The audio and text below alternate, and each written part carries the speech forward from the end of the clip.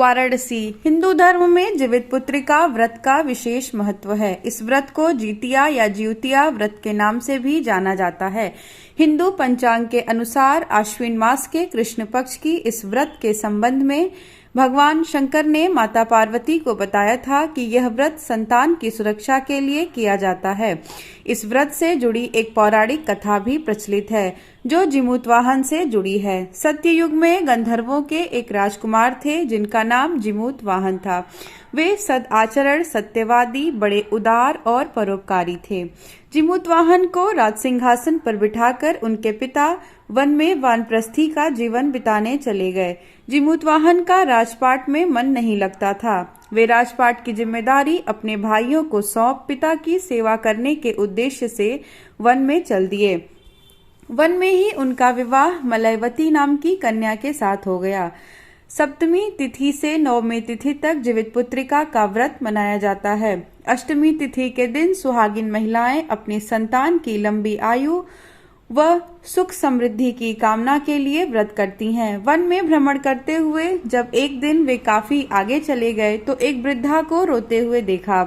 उनका हृदय द्रवित हो गया। उन्होंने वृद्धा से उसके रोने का कारण पूछा तो उसने बताया, मैं नागवंश की स्त्री हूँ, मुझे एक ही पुत्र है। नागों ने पक्षीराज गरुड़ को भोजन के लिए प्रतिदिन एक नाग देने की प्रतिज्ञा की है। आज मेरे पुत्र शंखचूड़ की बलि का दिन है। जिमूतवाहन ने वृद्धा को आश्वस्त करते हुए कहा, डरो मत, मैं तुम्हारे पुत्र के प्राणों की रक्षा करूंगा।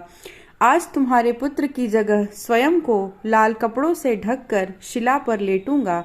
जिमूतवाहन ने शंखचूड़ के हाथ से लाल कपड़ा ले लिया और उसे लपेटकर निश्चित शिला पर लेट गए। गरुड़ जी आए और लाल कपड़े में लिपटे जिमूतवाहन को पंजे से पकड़कर पहाड़ के शिखर पर जा बैठे। इसी बीच अपनी पकड़ में आए प्राणी की आंखों में आंसू देखकर गरुड़ जी आश्चर्य में पड़ गए। उससे परिचय पूछा तो जिमूतवाहन ने सारी कथा सुना दी। गरुड़ जी उनकी बहादुरी और दूसरों की प्राण रक्षा के लिए खुद को बलिदान करने की भावना से बहुत प्रभावित हुए। उन्होंने जिमूतवाहन को जीवन दान दे दिया और नागों की बलि न लेने का वचन भी दिया। जिमूतवाहन के त्याग और साहस से नाग जाति की रक्षा हुई। तभी से संतान की सुरक्षा और सुख के लिए जिमूतवाहन की पूजा की शुरुआत हो गई। यह व्रत कठिन तो है पर बहुत फलदायी भी है।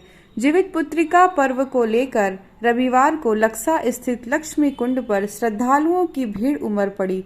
भीड़ को देखते हुए एडीसीपी ट्रैफिक डीके पुरी के निर्देश पर वाहनों के प्रवेश पर प्रतिबंध लगाया गया।